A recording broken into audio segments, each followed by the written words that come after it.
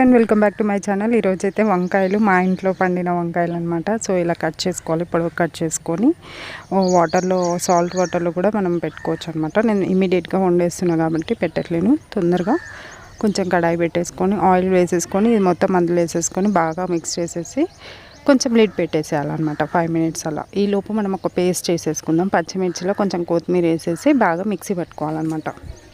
So ఈ విధంగా అయిన తర్వాతకి కొంచెం లిడ్ తీసేసి బాగా మిక్స్ చేసేసుకోవాలి. అలానే కొంచెం పసుపు అండ్ ఉప్పు వేసుకొని బాగా మిక్స్ చేసుకోవాలన్నమాట. సో ఆలోపు ఇవన్నీ సాఫ్ట్ అయిపోతాయి.